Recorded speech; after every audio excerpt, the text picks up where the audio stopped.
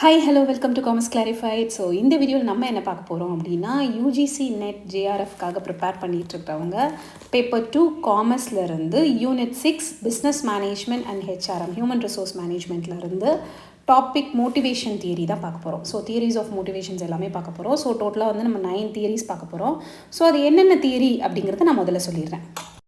So motivation theories வந்து 2 விதமாக பிரிக்கலாம். ஒன்று on the basis of content, மற்ற தியரிஸ் வந்து on the base of process. So content அப்படின்னா ஒரு தியரி, ஒரு லாஜிக்காக ஒரு ரூல்ஸ் இருக்கும் இல்லையா, இதை கண்டென்ட்டை பேஸ் பண்ணி கேட்டகரைஸ் பண்ணுறது என்னெல்லாம் அப்படின்னா, ஃபஸ்ட் ஒன் வந்து மேஸ்லோ தியரி, செகண்ட் ஒன் வந்து ஆல்டர்ஃபர்ஸ் தியரி, தேர்ட் ஒன் வந்து Herzberg 2 factor theory, fourth one McClelland's theory, fifth one McGregor's theory, fifth one வந்து McGregor's X and Y தியரின்னு சொல்லுவாங்க. So X and Y theory வந்து Gregor, last one வந்து Z theory. So இதெல்லாமே வந்து ஒரு கண்டென்ட்டை base பண்ணி இருக்கும். இன்னொன்று சைடு பார்த்திங்கன்னா ப்ராசஸ்னால் ஒரு தொடர்ச்சியாக செயல்பாடுகள், அந்த கம்பெனியில் அந்த ஆர்கனைசேஷனில் செயல்பாடை பற்றி அதை பொறுத்து அந்த மோட்டிவேஷன் டிபெண்ட் ஆகும் அப்படின்னா. ஸோ அது என்னெல்லாம் அப்படின்னா equity theory by Adams equity, Vroom's expectancy theory by Victor Vroom, அதுக்கு அடுத்தது லாஸ்ட் ஒன் வந்து போர்ட்டர் லாலர் தியரி. ஸோ இந்த தியரிஸ்லாம் என்னென்ன அப்படிங்கிறத ஒன் பை ஒன் பார்க்கலாம். கொஷினே வந்து ஏன் கண்டென்ட் பேஸ் பண்ணி ப்ராசஸ் பேஸ் பண்ணினா இதுவே கேட்பாங்க. 4 தியரிஸ் ஆப்ஷன்ஸில் கொடுத்துட்டு which one theories on basis of process, which motivation theories based on the process. Okay, so ப்ராசஸ்னால் என்ன, ஆன் த பேஸ் ஆஃப் கண்டென்ட்னா என்ன, எல்லாமே எக்ஸ்பிளைன் பண்ணும்போதே நமக்கு தெரிஞ்சிடும். So first one by one chronological ஆர்டரில் பார்த்துடலாம். ஏன்னா இந்த இயர் ரொம்ப முக்கியம். நமக்கு எப்படி கொடுப்பாங்க அப்படின்னா Maslow hierarchy theory, reinforcement theory, Herzberg theory, order according to increasing order அப்படின்னு கொடுத்துருவாங்க. ஸோ 1943 ஏர்லி பீரியட்லேருந்து ஏர்லியஸ்ட் டு லேட்டஸ்ட் 1980s வந்தது. அது மாதிரி நம்ம அரேஞ்ச் பண்ணுற மாதிரி இருக்கும். ஸோ நோ அதர் கோ, அந்த தியரி நேம் தெரியணும், அந்த தியரி யார் வந்து க்ரியேட் பண்ணாங்க அது தெரிஞ்சிருக்கணும். அதுக்கப்புறம் இயர், இந்த மூணுமே வந்து it is very important. So theory plus author name plus year ப்ளஸ் அதோட core content. So first one Maslow hierarchy of needs by Abraham Maslow in the year 1943. So அதோட கோர் ஐடியா என்ன அப்படின்னு பார்த்தீங்கன்னா, motivation is a progresses from basic to higher level needs in a hierarchical order.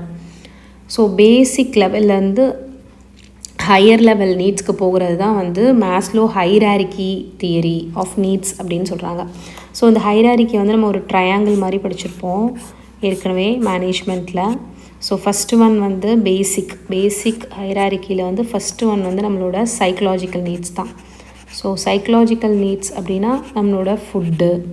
Okay, so basic நமக்கு food, ஒரு shelter, இதெல்லாம் வந்து சைக்கலாஜிக்கலாக வேணும். அதுக்கடுத்தது safety needs, money. Next one is social belongingness, we need some social entertainment behaviour, friends, family, அவங்க எல்லாமே உள்ளே வருவாங்க. அதுக்கு அடுத்தது எஸ்டீம் நீட்ஸ்.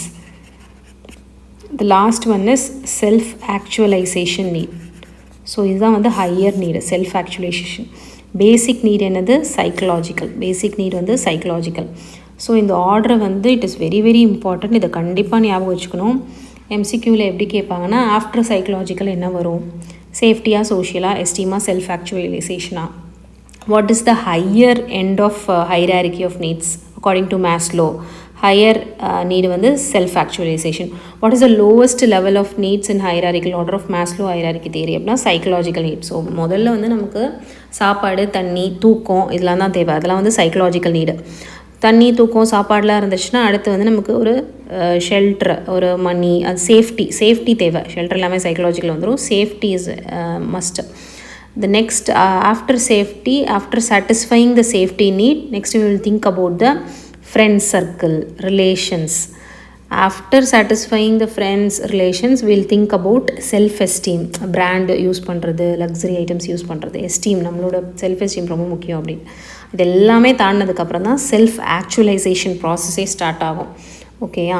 ஸோ இது எக்ஸாம்பிள் பார்த்திங்கன்னா, ஒரு எம்ப்ளாயி வந்து ப்ரொமோஷன் சீக் பண்ணுறாங்க அப்படின்னா எப்போ ப்ரொமோஷனை எதிர்பார்ப்பாங்க? ஃபஸ்ட்டு ஒரு ஜாப் செக்யூரிட்டி இருக்கணும், சோஷியல் பாண்டிங் இருக்கணும். இதெல்லாம் இருந்தால் தான் ப்ரொமோஷனே எதிர்பார்ப்பார். அது எஸ்டீம் சம்மந்தப்பட்டது ப்ரொமோஷனுங்கிறது. முதல்ல வேலை வேணும், வேலைங்கிறது சேஃப்டி. ஓகேயா? ஸோ மேஸ்லோ ஹைரார்கி ஆஃப் நீடில் வந்து மோட்டிவேஷன் எப்படி க்ரியேட் ஆகுது? சைக்கலாஜிக்கல் சாட்டிஸ்ஃபை ஆனால் தான் சேஃப்டி நீடுக்கு அந்த மோட்டிவேஷனே இருக்கும். செகண்ட் ஒன் வந்து reinforcement theory by BF Skinner இந்த year 1953. Behavior is shaped by consequences, reward or punishments. So reinforcement அப்படின்னாலே ஒன்று பனிஷ்மெண்ட் மூலமாக அந்த மோட்டிவேஷன் க்ரியேட் ஆகலாம். அதாவது பனிஷ்மெண்ட் மூலமாக மோட்டிவேஷன் க்ரியேட் ஆகாது, but will be discouraged, will be demotivated இல்லையா? ஸோ இல்லாட்டி இது வந்து அதுதான் வந்து என்னென்னு சொல்கிறாங்கன்னா, reward is a positive reinforcement, versus punishment is a negative reinforcement. ஒரு குழந்தை வந்து படிக்கலை அப்படின்னு வச்சுக்கோங்களேன். நீ படிக்கலைன்னா நான் உனக்கு இந்த சாக்லேட் வாங்கி தர மாட்டேன், நீ படிக்கலைன்னா நான் டிவி போட மாட்டேன் அப்படிலாம் நம்ம சொல்லி த்ரெட்டன் பண்ணுறோம் இல்லையா? ஸோ நீ வேலை சரியாக பண்ணலைன்னா உனக்கு வந்து நான் சேலரியில் கட் பண்ணிடுவேன். So that kind of punishments is known as reinforcement theory. So அதுக்கு பயந்துட்டு, அந்த பனிஷ்மெண்ட்டுக்கு பயந்துட்டு they will complete the work as soon as possible. Sometimes we will be rewarding them. நீ இந்த ஹோம்ஒர்க் முடிச்சின்னா உனக்கு சாக்லேட் தருவேன், if you complete this job in the stipulated time you will be rewarded with some money or you will be rewarded with incentives அந்த மாதிரி சொல்கிறாங்க ஆஃபீஸில் அப்படின்னா, that kind of motivation comes under the category of reinforcement. So அதனால தான் இதெல்லாம் வந்து content base பண்ணியிருக்கு. ஏன்னா இதில் வந்து இந்த மேஸ்லோ தியரி பாருங்கள், ஒரு கண்டென்ட் இருக்குது. என்ன content? Hierarchy of need. Reinforcement என்ன கண்டென்ட்? ஒன்று பாசிட்டிவாக இருக்கும், இல்லாட்டி நெகட்டிவாக இருக்கும். ஸோ பாசிட்டிவ் ரீஇன்ஃபோர்ஸ்மெண்ட்னா ரிவார்டு கொடுக்குறது, நெகட்டிவ் ரீஇன்ஃபோர்ஸ்மெண்ட்னா அப்டக்கிள்ஸ் ரிமூவ் பண்ணுறது, டிஸ்கரேஜ் பண்ணுறது, பனிஷ்மெண்ட் கொடுக்குறது. இது ரெண்டும் இல்லாமல் எக்ஸ்டிங்ஷன் அப்படின்ட்டு ஒரு வேர்டு இருக்குது. எக்ஸ்டிங்ஷன் அப்படின்னா they will just omit, ignore unwanted behavior. Sometimes kids may behave abnormally at shops. ஏதாவது ஒன்று அப்படி பண்ணலாம். நம்ம வந்து அந்த டைமில் என்ன பண்ணலாம்? ஒன்று திட்டாமலும் விட்டுறணும், பனிஷ் பண்ணாமலும் விட்டுறணும், பாராட்டாமலும் விட்டுறோம், அப்படியே கண்டுக்காமல் விட்டுறோம் இல்லையா? இக்னோர். ஸோ எம்ப்ளாயீஸ் சில time they will do some things. So we have to ignore sometimes unwanted behavior. If we ignore, it will go off automatically. That kind of reinforcement is extinction. Okay, so incentives example, இதில் example என்னென்னா incentives கொடுக்குறது. அதுதான் incentives is a positive reinforcement. Negative reinforcement is like increasing their time or cutting their pays etc. Extinction is ignoring their lateness. லேட்டாக யாராவது ஆஃபீஸ்க்கு வராங்க morning அப்படின்னா just ignoring may reduce it in the future. So that kind of examples comes under the reinforcement theory. Third one is Herzberg two-factor theory. So very important. Herzberg two-factor theory will be getting frequent questions like it is derived by Frederick Herzberg in 1959. Two sets of factor is there. One is hygiene factor. Okay, one is hygiene factor, the other one is motivator factor. Hygiene factor prevent dissatisfaction. Hygiene factor prevent dissatisfaction. Whereas motivators, it creates satisfaction. Both are different. ரெண்டுமே வேறு வேறு. Hygiene அப்படின்னா இப்போ ஒரு office இருக்குது, அந்த ஆஃபீஸில் வந்து சானிடேஷன் மஸ்ட்டு. அந்த ஆஃபீஸில் ப்ராப்பர் சானிடேஷன் இல்லை, வாஷ்ரூம் ஃபெசிலிட்டிஸ் இல்லை, அப்போ கண்டிப்பாக என்ன ஆகும்? டிஸ்சாட்டிஸ்ஃபேக்ஷன் வரும். ஸோ அப்போ ஹைஜீன் இருந்துச்சுன்னா டிஸ்சாட்டிஸ்ஃபேக்ஷனை ப்ரிவெண்ட் பண்ணுது அப்படின்னு சொல்கிறாங்க. ஓகேங்களா? ஸோ ஹைஜீன்னால வந்து சாட்டிஸ்ஃபேக்ஷன் க்ரியேட் ஆகாது, டிஸ்சாட்டிஸ்ஃபேக்ஷன் வராமல் தடுக்கும். அதே மோட்டிவேட்டர்ஸ் இருந்ததுன்னா அது வந்து சாட்டிஸ்ஃபேக்ஷனை க்ரியேட் பண்ணும் அப்படின்னு சொல்கிறாங்க. ஸோ ஹெர்ஸ்பர்க் பாயிண்ட் ஆஃப் வியூவில் ஹைஜீன் இருந்தால் டிஸ்சாட்டிஸ்ஃபேக்ஷன் வராமல் இருக்கும். அதே மோட்டிவேஷன் அப்படின்னா இன்க்ரிமெண்ட் கொடுக்குறது, அப்ரிஷியேட் பண்ணுறது, இந்த மாதிரிலாம் பண்ணால் தான் சாட்டிஸ்ஃபேக்ஷன் க்ரியேட் ஆகும். ஸோ அவரோட பாயிண்ட் ஆஃப் வியூவில் ஹைஜீன் வேறு, மோட்டிவேஷன் வேறு அப்படின்னு சொல்கிறாரு. அப்போ ரெண்டுமே இருக்கணுங்கிறாரு. டிஸ்சாட்டிஸ்ஃபேக்ஷனை ப்ரிவெண்ட் பண்ணணும், அடுத்தது சாட்டிஸ்ஃபேக்ஷனை க்ரியேட் பண்ணணும் ஆஸ் பர் ஹெர்ஸ்பர்க் தியரி. ஸோ எம்சிக்யூவில் ஃப்ரீக்வெண்ட்டாக இந்த ஹைஜீன் ஃபேக்டர் பற்றியும் மோட்டிவேஷன் பற்றியும் கேட்பாங்க. ஸோ இதை ஞாபகம் வச்சுக்கோங்க. To McGregor's theory, X needs strict supervision. Okay. அவங்க வந்து less creative, lazy. Whereas Y does not needs supervision. அவங்கக்கிட்ட ட்ரஸ்ட் இருக்கும், அவங்கக்கிட்ட க்ரியேட்டிவிட்டி இருக்கும். ஸோ அவங்கள வந்து ஃபாலோப்பே பண்ண வேணாம். themselves will complete their work automatically. Okay. So Google uses theory Y by empowering creative employees and creative teams. Okay. So எம்ப்ளாயீஸை 2 விதமாக கேட்டகரைஸ் பண்ணுறாங்க. ஒன்று எக்ஸ், இன்னொன்று ஒய். எக்ஸ் எம்ப்ளாயி வந்து வெரி லேசி, நாட் க்ரியேட்டிவ், அவங்கள ஃபாலோ பண்ணிகிட்டே இருக்கணும், குத்திகிட்டே இருக்கணும், வேலை செய்யுங்கன்னு மோட்டிவேட் பண்ணணும். ஒய் வந்து ஆட்டோமேட்டிக்காக அவங்களோட லைனில் வந்து ஸ்ட்ரைட்டாக they will travel. Okay. So next theory MC Sillen's needs theory given by David MC Sillen in the year 1961. So இது பார்த்திங்கன்னா அப்படியே கண்டினியூஸாக வரும். ஃபஸ்ட்டு வந்து 1943, அதுக்கு அடுத்தது 53. ஸோ 59க்கு அப்புறம் ஒரு 3 இயர்ஸ் கண்டினியூஸாக வருது. 59, 60, 61. நெக்ஸ்ட் 62ல் கிடையாது, 63, 64, அப்புறம் 68, 69. At last Z theory is 1980. Okay. So MC Sillen தியரியில் வந்து என்ன சொல்கிறாரு? depends upon 3 learned needs and not arranged hierarchically. இது ஹைட்ராலிக்லி இல்லை, நாட் அரேஞ்ச்டு இன் ஹைராரிக்கலி.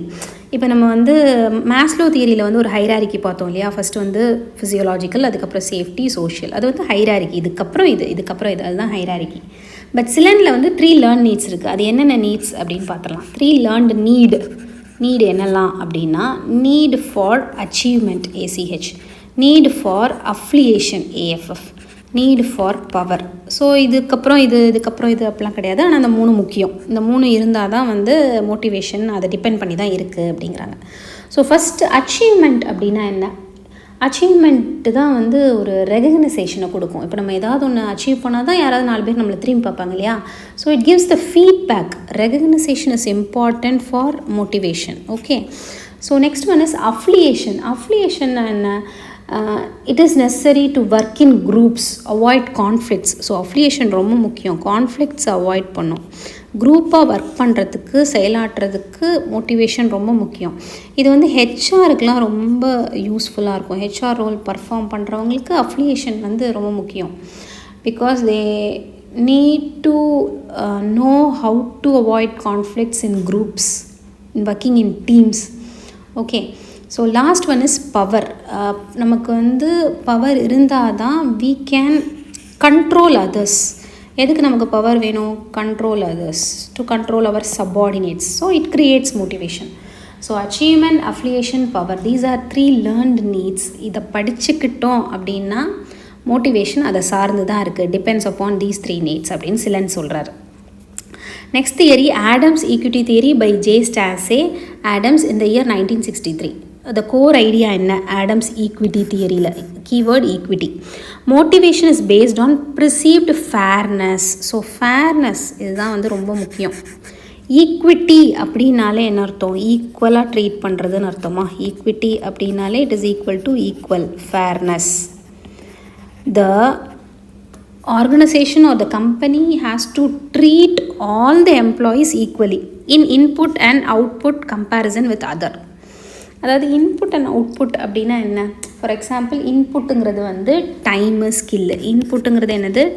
அந்த எம்ப்ளாயீஸோட டைம், அந்த எம்ப்ளாயீஸோட டேலண்ட்டு, இதெல்லாம் போட்டு அவங்களுக்கு கிடைக்கக்கூடிய அவுட்புட் என்ன? டைம் போடுறதுனால அவங்களோட பே, அவங்களோட ரெகக்னைசேஷன், அவங்களோட ரிவார்டு, இதுதான் அவங்களோட அவுட்புட்டு. ஸோ அப்போ இன்புட்டும் அவுட்புட்டும் ஃபேராக இருக்கணும். இன்புட் அவுட்புட் எப்படி ஃபேராக இருக்கும்? ஃபார் எக்ஸாம்பிள் இப்போ 2 எம்ப்ளாயீஸ் ஒர்க் பண்ணுறாங்க கம்பெனியில், A அண்ட் B. இப்போ ஏவும் வந்து மார்னிங் 8 to 6 தான் ஒர்க் பண்ணுறாரு, பியும் மார்னிங் 8 to 6 தான் ஒர்க் பண்ணுறாங்க.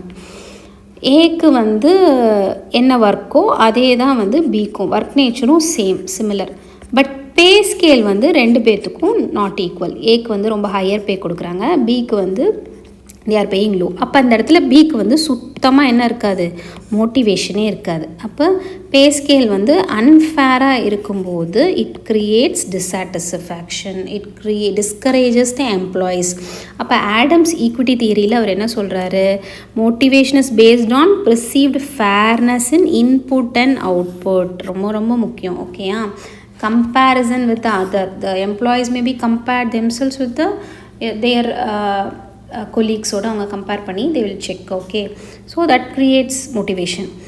Next one is brooms expectancy theory. So இப்போ இது வரைக்கும் பார்த்தது எல்லாமே வந்து கண்டென்ட் பேஸ் பண்ணி. இந்த ஈக்விட்டி தியரி வந்து it is a process. Equity theory is a ப்ராசஸ்னு ஏன் சொல்கிறோம்? இதை ஃபாலோ பண்ணி இன்புட் அவுட்புட் எல்லாம் மேட்சாக இருக்கா, கரெக்டாக இருக்கா அப்படின்னு இதை யார் பண்ணணும்? அங்கே இருக்கிற அந்த ஆர்கனைசேஷன் தான் பண்ண வேண்டியது. ஸோ அப்போ இது வந்து எந்த கண்டென்ட்டை பேஸ் பண்ணி கிடையாது. இது வந்து டைம் ஸ்கில் எல்லாமே ஒரு லாங் டைம் விஷயம் இல்லையா? ப்ராசஸ்னாலே ஒரு லாங் டைம் டெசிஷனு. அப்போ அது எல்லாமே செக் பண்ணும்போது தான் வந்து ஈக்விட்டி தியரி வந்து ப்ராசஸ் கீழே வருது. அடுத்தது Vroom's expectancy theory by Victor Vroom. So வின்னு ஞாபகம் வச்சுக்கலாம், ஏன்னா அதில் வேலன்ஸ்க்குன்னு ஒரு வேர்டு வருது, அதுதான் important. 1964 motivation is equal to expectancy into instrumentality into valence. இப்போ இதில் எக்ஸ்பெக்டன்சி அப்படின்னா என்ன? எக்ஸ்பெக்டன்சி அப்படின்னா நம்ம எதிர்பார்க்குறது. நம்ம ஒரு எஃபோர்ட் போடுறோன்னு வச்சுக்கோங்களேன், அதை நம்ம எதில் எதிர்பார்ப்போம்? நம்மளோட பர்ஃபார்மன்ஸில் எதிர்பார்ப்போம். நம்ம பயங்கரமாக ப்ராக்டிஸ் பண்ணுறோம், ஹார்ட் ஒர்க் பண்ணுறோம் அப்படின்னா நம்மளோட எக்ஸாமில் பர்ஃபார்ம் எப்படி பண்ணுறோம் அதில் நம்ம ரிசல்ட்டை எதிர்பார்ப்போம். So effort is equal to performance, அதுதான் எக்ஸ்பெக்டன்சி. நெக்ஸ்ட் ஒன் வந்து இன்ஸ்ட்ருமெண்டாலிட்டினா என்னென்னா, நம்ம பர்ஃபார்ம் பண்ணியாச்சு, நம்ம பர்ஃபார்ம் பண்ணதுக்கு we have to get some reward. நம்ம மார்க் நல்லா எடுத்தாச்சு, நம்ம எக்ஸாமை நல்லா எழுதியாச்சு, அந்த எக்ஸாம் எழுதுனதுக்கு நமக்கு ஒரு மார்க், நல்ல மார்க் கிடைக்கணும், அந்த எழுதின கண்டென்ட்டுக்கான மார்க் கிடைக்கணும், அதுதான் ரிவார்டு. லாஸ்ட் ஒன் இஸ் வேலன்ஸ்னால் வேல்யூ ஆஃப் ரிவார்டு. அந்த அவுட்கம் வந்து கரெக்டாக நமக்கு வரணும் வெளியே, அதுதான் வேலன்ஸ். ஓகேயா? நம்ம ப்ரிஃபரன்ஸுக்கு ஏற்ற மாதிரி we have to get the outcome. The very very important keyword இதுதான், outcome, reward, value of reward. So அப்போ வேல்யூ ஆஃப் ரிவார்ட் இல்லை அப்படின்னா it does not create motivation. அப்போ மோட்டிவேஷன் எப்போ க்ரியேட் ஆகும்? EIV, is expectancy into instrumentality into valence. Effort போடணும், அந்த எஃபர்ட்டுக்கான இது வந்து பர்ஃபார்மன்ஸில் தெரியும், பர்ஃபார்மன்ஸோட இது வந்து ரிவார்டில் கிடைக்கணும், ரிவார்டுக்கு ஒரு வேல்யூ இருக்கணும், அதுதான் அவுட்கம், அதுதான் வந்து என்னது வேலன்ஸ் அப்படிங்கிறாங்க. That is known as valence. Okay, so next one is இந்த வேலன்ஸ் கொஷின் வந்து ப்ரீவியஸ் இயரில் 2-3 டைம்ஸ் வந்து ரிப்பீட்டடாக கேட்டிருக்காங்க. So keep it mind. Okay, next one is Porter Lawler theory by Lyman Porter and Edward Lawler in the year 1968. Core idea என்ன? Motivation is not equal to satisfaction. அப்போ என்ன சொல்கிறாங்க? Motivation is not equal to satisfaction. இப்போ Herzberg என்ன சொன்னார்? Herzberg தியரியில் பாருங்கள், motivation create satisfaction, motivation is equal to சாட்டிஸ்ஃபேக்ஷன்னு சொன்னார் Herzberg. Hygiene is not equal to satisfaction, hygiene வந்து டிஸாட்டிஸ்ஃபேக்ஷன் வராமல் தடுக்கும் அப்படின்னாங்க. ஆனால் இவர் என்ன சொல்கிறாரு? மோட்டிவேஷனே சாட்டிஸ்ஃபேக்ஷனுக்கு நாட் ஈக்குவல் அப்படிங்கிறாங்க. அப்போ என்ன வரும்? போர்ட்டர்-லாலரில் என்ன சொல்ல வராரு? வெறும் மோட்டிவேஷன் மட்டும் இருந்தால் அந்த இடத்துல சாட்டிஸ்ஃபேக்ஷன் வராது, பர்ஃபார்மன்ஸ் ரொம்ப முக்கியம். நம்ம நல்லா பர்ஃபார்ம் பண்ணால் இட் கிரியேட்ஸ் சாட்டிஸ்ஃபேக்ஷன் அப்படிங்கிறாங்க. அது மட்டும் இல்லாமல் அந்த பர்ஃபார்மன்ஸுக்கு ஏற்ற ரிவார்டு கிடைச்சா இட் கிரியேட்ஸ் சாட்டிஸ்ஃபேக்ஷன் அப்படின்னு சொல்கிறாங்க. ஓகேயா? ஸோ அப்போ மோட்டிவேஷன் மட்டும் இருந்தால் சாட்டிஸ்ஃபேக்ஷன் வராது அக்கார்டிங் டு போர்ட்டர்-லாலர். அவரோட லா படி பர்ஃபார்மன்ஸ் இருக்கணும், ரிவார்டு இருக்கணும், அப்போ தான் அது வந்து கிரியேட்ஸ் சாட்டிஸ்ஃபேக்ஷன் அப்படின்னு சொல்கிறாங்க. ஓகேயா? ஸோ இதில் வந்து பர்ஃபார்மன்ஸ் வந்து ஒரு இன்ட்ரென்சிக் வேல்யூ, இன்ட்ரென்சிக் அப்படின்னு சொல்கிறாங்க. பர்ஃபார்மன்ஸ் வந்து 2 இருக்குது இல்லையா? சாட்டிஸ்ஃபேக்ஷன், இது வந்து இன்ட்ரென்சிக்கு. ரிவார்டு வந்து extrinsic, it creates extrinsic. Okay, சரி. Last one, Alderfer ERG theory by Clayton Alderfer in 1969. So Alderfer ERG theory அப்படின்னா என்னென்னா, E for existence, R for relatedness and G for growth. Allows regression. Frustration leads to back to lower the needs. So நம்ம tension ஆகிறோம், frustrate ஆகிறோன்னா கண்டிப்பாக நம்மளோட NEET என்ன ஆகிடும்? நம்மளோட மோட்டிவேஷனே இருக்காது, அந்த இடத்துல நம்மளோட நீட் வந்து லோவர் ஆகிடும். ஸோ இப்போ இதில் வந்து எக்ஸிஸ்டன்ஸ் அப்படின்னா என்ன? எக்ஸிஸ்டன்ஸ் மீன்ஸ் எம்ப்ளாயீஸோட பேசிக் நீடு தான் எக்ஸிஸ்டன்ஸ்னு சொல்கிறாங்க. ஓகே, அதை வந்து நம்ம பார்த்துக்கணும். அந்த ஆர்கனைசேஷன் வந்து எம்ப்ளாயீஸோட பேசிக் நீடை வந்து சாட்டிஸ்ஃபை பண்ணுற மாதிரி இருக்கணும். நெக்ஸ்ட் ரிலேட்டட்னஸ் அப்படின்னா ரிலேஷன்ஷிப். கம்பெனியில் ஒர்க் பண்ணுற எம்ப்ளாயீஸோட நல்ல ஒரு ரிலேஷன்ஷிப் இருக்கணும், ஹையர் அத்தாரிட்டிஸோட சரி, சபார்டினேட்ஸோட சரி. They should have good relationship, அப்ரோச்சபிளாக இருக்கணும். லாஸ்ட் ஒன் G, க்ரோத்னா personal development of employees is very important. அந்த பர்டிகுலர் எம்ப்ளாயி ஆர்கனைசேஷனில் ஒர்க் பண்ணுறாங்க அப்படின்னா அவங்களுக்கு எந்த ஒரு பர்சனல் டெவலப்மெண்ட்டும் இல்லை அப்படின்னா அவர் அங்கே ஒர்க்கே பண்ண மாட்டார், சுவிட்ச் ஓவர் ஆகிடலாம் அப்படின்னு தான் நினைப்பார். என்ன தான் ரிவார்டு நீங்கள் எவ்வளோ தான் இன்சென்டிவ் எல்லாம் கொடுத்தாலும் அவரோட டெவலப்மெண்ட் இருக்கா அப்படிங்கிறது ரொம்ப முக்கியம். ஒர்க்கர்ஸ் ஃப்ரஸ்ட்ரேட்டடாக இருக்கிறாங்க, ஒரு பேசிக் நீடே ஒர்க் லைஃப் பேலன்ஸே இல்லை, பேசிக் நீடே சாட்டிஸ்ஃபை ஆகலை, இஸ் ஆல்வேஸ் ஃப்ரஸ்ட்ரேட்டட்னா he will definitely shift to other company. இந்த ஜாப் செக்யூரிட்டி இருக்காது. ஸோ அப்போ அந்த இடத்துல மோட்டிவேஷன் இஸ் லேக்கிங். ஸோ அப்போ மோட்டிவேஷன் வேணும்னா இஆர்ஜி தியரி ரொம்ப முக்கியம். இது content theory, it is based on a content இல்லையா. இஆர்ஜிங்கிற ஒரு தியரியை பேஸ் பண்ணியிருக்கிறதுனால இது comes in the category of content. So E for existence, R for relatedness and G for growth, personal development of the employee. Okay, so let's recall all the theories of motivation.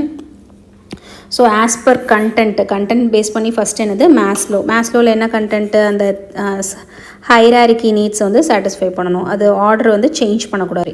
First வந்து physiological, அதுக்கப்புறம் சேஃப்டிக்கு அப்புறம் தான் social. Okay, சோஷியலுக்கு அப்புறம் தான் esteem needs, at last self actualisation. Reinforcement வந்து ரெண்டு இருக்குது, ஒன்று பாசிட்டிவ் ரீஇன்ஃபோர்ஸ்மெண்ட், இன்னொன்று நெகட்டிவ் ரீஇன்ஃபோர்ஸ்மெண்ட். ஆல்டர் தியரியில் இப்போ பார்த்தோம் இல்லையா, ERG concept, E for existence, R for relatedness and G for personal growth. Herzberg theory வந்து 2 ஃபேக்டர் தியரி. 2 ஃபேக்டரில் என்ன சொல்கிறாங்க, ஒன்று ஹைஜீனு, இன்னொன்று motivation is equal to satisfaction சொல்கிறாங்க. ஹைஜீன் வந்து கிரியேட்ஸ் அதாவது ப்ரிவென்ட்ஸ் டிஸ்சாட்டிஸ்ஃபேக்ஷன் வராமல் தடுக்கும் ஹைஜீன். எம்சிசிலனில் 3 நீட்ஸ் இருக்குது. என்னென்ன needs, affiliation, achievement and power. Okay, Gregor's தியரியில் X and Y employee, X lazy, Y வந்து creative and fast working, trustworthy person, autonomy person. அவங்களே அவங்க ஒர்க்கை அவங்க பண்ணிட்டு போயிட்டே இருப்பாங்க. Theory is given by William Ouchi in the year 1980. Okay, so Z தியரியில் என்ன சொல்ல வராங்க அப்படின்னா, ability to create humanistic work என்விரான்மெண்ட்டை க்ரியேட் பண்ணுறது. அதாவது இது வந்து ஒரு லாங் டேர்ம் எம்ப்ளாய்மெண்ட்டாக இருக்கும். அதாவது லைஃப் டைம் எம்ப்ளாய்மெண்ட் இல்லாட்டி லாங் டைம் எம்ப்ளாய்மெண்ட்னு சொல்லலாம். லைஃப் டைம் எம்ப்ளாய்மெண்ட்னா என்னது, அந்த எம்ப்ளாயோட வெல்பீயிங்கை வந்து பாதுகாக்கணும். ஆஸ் பர் ஜெட் தியரியில் எம்ப்ளாயியோட டெசிஷன் மேக்கிங் ஸ்கில்லை வந்து இம்ப்ரூவ் பண்ணி அவங்களோட வெல்பீயிங்க்கு வந்து அவங்க வந்து கான்சன்ட்ரேட் பண்ணுவாங்க. ஃபேமிலி ஒர்க் கல்ச்சர் இருக்கும் ஆஸ் பர் ஜெட் தியரியில்.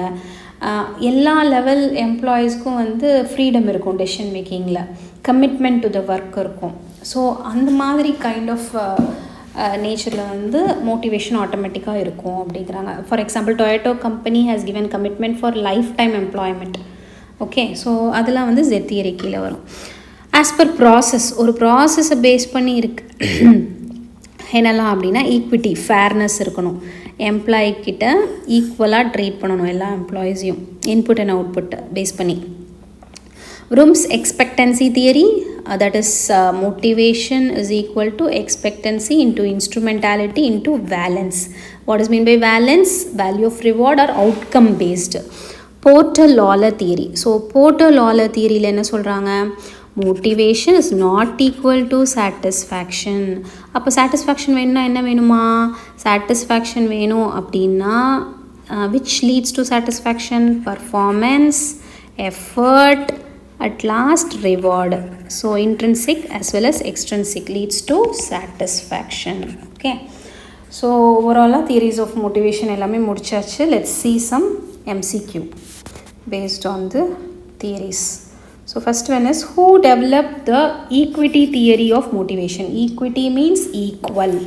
So equal-ஆ இருக்கிறத யார் derive பண்ணா, Stacy Adams. Okay, Stacy Adams தான் வந்து 1963ல he derived equity theory of motivation. Next one, according to Vroom's expectancy theory, valence refers to. So Vroom's expectancy theoryல வந்து என்ன சொல்கிறாங்க, as per Vroom's expectancy theory, motivation is equal to expectancy into instrumentality into valence.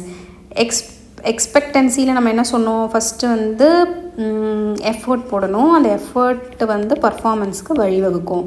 Instrumentality என்ன சொன்னோம், performance வந்து ரிவார்டுக்கு வழிவகுக்கும்.